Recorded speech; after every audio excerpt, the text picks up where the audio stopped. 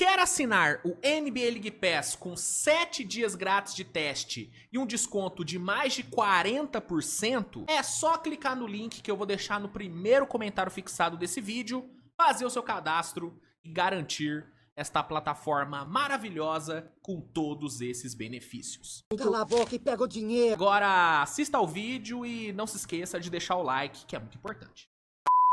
Deixa eu fazer aqui o vencedores e perdedores desse primeiro dia. E óbvio, né, gente?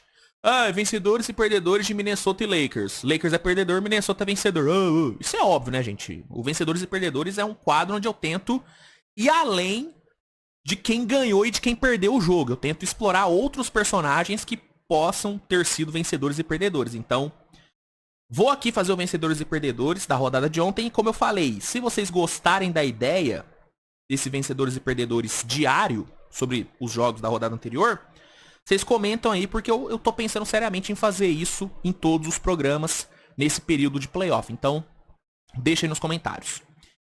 Vamos lá então, vamos aqui pro vencedores e perdedores. Começando, cara, eu vou fazer o seguinte, eu vou ir jogo a jogo e vou destacar o vencedor e perdedor de cada partida. Ou os vencedores e perdedores de cada partida, porque podem ter jogos onde terão mais do que um. E aí você me pergunta, Luiz, você fez a lista antes? Não, tá em branco aqui, eu vou fazer agora. Vambora, se eu esquecer de alguém, ou se você achar que teve um vencedor que eu não citei, fica à vontade pra comentar aí. Comenta no chat se você estiver vendo na Premiere, ou comenta aí nos comentários se estiver assistindo sob demanda. Inclusive, galera que tá assistindo na Premiere, obrigado, viu? Obrigado demais pela audiência de vocês, isso ajuda bastante. Quanto mais gente na Premiere, mais o YouTube distribui o vídeo, então brigadão a todo mundo que assiste aí na estreia. Muito legal mesmo. Vamos lá, gente. Vencedores e perdedores de Pacers e Bucks. Cara, eu vou dizer que o grande vencedor do jogo... cara, tem muita gente do Pacers que eu poderia colocar. E sim, do Bucks não tem ninguém que eu considero vencedor. Mas eu vou te falar, cara, eu vou colocar o Miles Turner como vencedor. É um cara que não tem tanta mídia, é um cara que não é tão falado assim. Quando a gente fala do Pacers, normalmente a gente fala bastante sobre o Haliburton, sobre o Siakam, sobre o banco do Pacers, que é um destaque muito grande. Mas a gente não fala tanto sobre o Miles Turner. É um cara que, pra mim, é um dos melhores pivôs da liga. É um ótimo pivô espaçador e um ótimo bloqueador. É meio soft em alguns momentos? Eu acho ele meio soft. Eu acho que ele tem um pouco de nojinho demais de garrafão. Mas ele é um puta bloqueador, é um ótimo arremessador. E ontem, cara, ele fez o que quis com o Brook Lopes. O motivo que fez o Brook Lopes jogar quase nada no segundo tempo foi o Miles Turner. Que fez o Brook Lopes parecer um aposentado. Então, Miles Turner, pelo jogo que fez e pelo domínio que ele teve ali contra o Brook Lopes, que já foi, num passado recente, um dos melhores protetores de aro da liga, pra mim o Miles Turner sai como grande vencedor aqui. E como grande perdedor, não tem como fugir Giannis, né? O cara fazer o jogo que fez, 36 pontos, 12 rebotes, um aproveitamento absurdo nos arremessos, fazer o jogo que fez e tomar a surra que tomou, não tem jeito, cara. Giannis é um grande perdedor. Ontem foi uma grande ilha no jogo. Jogou sozinho. E até o Lillard voltar, eu acho que essa vai ser a realidade do Giannis, mano. É carregar esse bando aí. Outro perdedor, né? Obviamente, Kyle Kuzma, né? Pô, o cara titular foi, né, o jogador que chegou na troca que envolveu o Chris Middleton, que é um dos maiores ídolos da história do Bucks. Pô, o cara terminou zerado em tudo, mano. Em tudo. Puta que pariu. Aí é foda, né? Aí é complicado. Então, Kuzma e Giannis, por motivos diferentes, né? Mas ambos são perdedores desse jogo. São bem perdedores. Clippers e Denver. Aqui pra mim é muito claro. Pra mim, o grande vencedor é o Westbrook. Muito criticado, muito questionado, né? Muita gente hater do Westbrook, né? Eu não. Tanto que, né, está sempre presente aqui no, né, quando eu gravo aqui nos meus pais. E muita gente às vezes pergunta, pô, Luiz, e essa diferença de cenário? O que que acontece? Quando eu gravo aqui, gente, aqui é na casa dos meus pais. Isso aqui é o meu antigo quarto. Pra galera que assiste o canal desde o começo, lá em 2000, 19, esse aqui é o meu antigo cenário. Claro, algumas modificações, mas esse aqui é o meu antigo quarto. Eu gravava os meus vídeos sempre aqui. Depois eu fui morar sozinho e aí eu fiz o cenário que vocês assistem no dia a dia. Então, assim, o Westbrook tá sempre presente. O Westbrook, essa camisa tá aqui desde o meu primeiro vídeo, mano. Desde o meu primeiro vídeo, essa camisa tá aqui. Então, vocês sabem, eu adoro o Westbrook. Nunca fui hater dele, mas sim, eu sou um cara que critica ele de vez em quando. Mas ontem, mano, todos os críticos do Westbrook tiveram que calar a boca. Porque ele foi pra mim, ele foi o X-Factor do jogo. A intensidade que ele entregou, os rebotes ofensivos que ele pegou, as bolas de três que ele matou ali... E o turnover que ele forçou ali no final, cara, pra mim faz dele o grande vencedor desse jogo. E talvez o grande vencedor da rodada, tá? Talvez o grande vencedor da rodada. E o perdedor desse jogo... Ó, tem alguns. Eu vou de Kawhi como perdedor, pelos 7 turnovers. Foi muito mal. Isso prejudicou demais o Clippers. Prejudicou demais. Ah, o outro vencedor, só pra não deixar passar... Aaron Gordon e David Alderman, tá? O Aaron Gordon, pelo impacto gigante que ele teve, principalmente nos minutos onde ele jogou de pivô no lugar do Jokic, fez um trabalho excelente. E o David Alderman pelos ótimos ajustes que ele fez no intervalo, tem que ser falado. A mudança na marcação do pick and roll do Harden e do Zubac foi uma mudança importantíssima. A lineup com Westbrook, Brown, Murray, Gordon e Jokic, usar o Aaron Gordon na 5, na ausência do Jokic. Todos esses ajustes, os ajustes na marcação individual do Jokic, do Westbrook e do Murray, também foi uma diferença muito grande. Todos esses ajustes que ele fez fizeram muita diferença. Então eu vou de Aaron Gordon, Alderman e Westbrook como os grandes vencedores. Perdedores, eu vou de Kawhi, como eu já falei, 7 turnovers, prejudicou demais o time e em muitas posses ele foi trancado pelo Aaron Gordon. Trancado.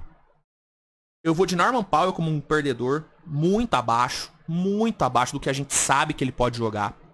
Deixou muito a desejar. Tyronn Lue tomou um nó tático de um técnico interino. Essa é a real.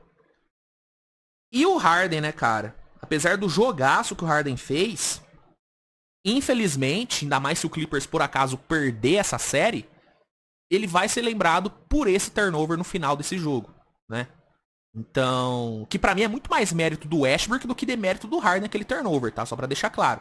Mas foi ele que cometeu o turnover derradeiro. Então, o Harden, por talvez ele ser muito mais lembrado pelo erro do que pelo jogaço que ele fez, eu acho que dá pra colocar ele sim como um perdedor.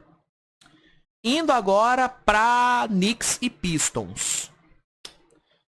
De vencedor, Cameron Payne, viu?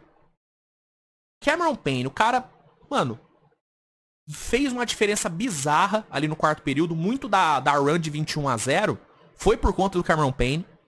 Uma intensidade muito boa vindo do banco. Foi o melhor PG do Knicks para além de Jalen Brunson, né? O McBride ontem não foi bem, ele foi o melhor substituto do Brunson ontem. Jogou muito bem. Então o Cameron Payne é um vencedor. Karl Anthony Towns é um vencedor. Primeiro jogo dele de playoff com a camisa do Knicks. Jogou muita bola. E muito bem na defesa. Tem que ser falado a defesa do Towns. Jalen Brunson, obviamente, é um vencedor também. Mas uma atuação brilhante do Brunson em playoff. Um dos grandes playoff performers dessa geração. Eu posso te falar, cara.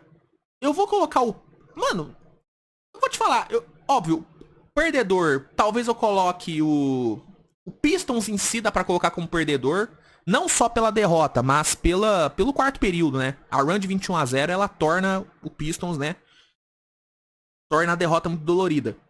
Mas, ao mesmo tempo que eu vejo o Pistons podendo ser um perdedor pelo resultado e pela run de 21-0 que tomou, eu posso colocar o Pistons também como vencedor pelos 3 primeiros quartos que fez. Foram ótimos 3 primeiros quartos, mano. Foram excelentes 3 primeiros quartos. Então... é foda. Mas eu vou acabar colocando como perdedor mesmo, pelo conjunto da obra. Foi bem decepcionante o final do jogo pro torcedor do Pistons, né? Porque criou-se a esperança, criou-se a expectativa, e ela foi totalmente quebrada pela run de 21-0. E aí, encerrando, né? Os vencedores e perdedores de Lakers e Minnesota. Vencedor, pra mim, Eu vou de Naz Reid. Pra mim foi o grande nome do jogo, ao lado do McDaniels. Um impacto absurdo vindo do banco. 6 bolas de 3, né? Aproveitamento inacreditável. O Lakers não teve nenhuma resposta pro Naz Reid. Nenhuma. Então, pra mim, ele é o grande vencedor da noite. Claro, pra além do Minnesota em si, ele, pra mim, é um vencedor gigante. E eu vou colocar como perdedor 2 personagens. Eu vou colocar o Luka como perdedor, pelo jogaço que ele fez na parte ofensiva, mas não adiantou de nada, porque o resto do time não acompanhou. E ele mesmo também, na defesa, foi horrível ontem, isso tem que ser falado. O Luka defendendo foi muito mal. E eu falei, né? Gente, esse backcourt, Luka e Reeves na defesa, pode ser problemático, pode dar BO. E muita gente falando, não vai dar certo, confia. Ontem não deu certo. Acho que os dois podem defender melhor nos próximos jogos? Acho que podem. Eles têm condições pra isso. Mas ontem eles foram muito mal. Então, nem só o Luka, vou colocar o Luka, mas Luka e Reeves na defesa foram grandes perdedores, porque eles foram explorados, atacados o tempo inteiro, né? E o Minnesota fez o que quis com os dois, na parte defensiva. O Reeves, inclusive, é um perdedor também na parte ofensiva, muito abaixo, assim como o LeBron, que poderia também entrar como perdedor. Mas eu vou colocar como outro perdedor o J.J. Redick, né, cara? Porque, assim, eu tenho certeza que ele não esperava que o time dele tomasse um blowout, né? Blowout. Tomasse uma tunda no primeiro jogo dele como head coach num playoff, em casa ainda. Eu acho que de todos os cenários que o J.J. Redick imaginou pro jogo, esse não era o que ele esperava. Tomar um blowout na sua estreia no playoff jogando em casa. Coisa que o Lakers fez pouco nos últimos anos, né? Poucas vezes o Lakers abriu uma série em casa, porque o Lakers, né, nos últimos anos não teve mando de quadra, né? E aí, agora, tendo o Luke LeBron jogando em casa, com o time bem, fechando bem a temporada, tomou a tunda que tomou. Tomou o blowout que tomou. Tanto que, line-up final do Lakers tinha Alex Len, Bronny James e Dalton Knecht, que deveria jogar mais, hein? Já vou avisando, o Dalton Knecht precisa ter mais minutos nessa série. Precisa ter mais minutos. Então, J.J. Redick é um grande perdedor, cara. J.J. Redick é um grandíssimo de um perdedor da rodada. Então, pra mim, esses foram os grandes vencedores e perdedores desse primeiro dia de playoff. Vamos ver como é que vai ser o segundo dia, como é que vai ser esse domingo de playoff.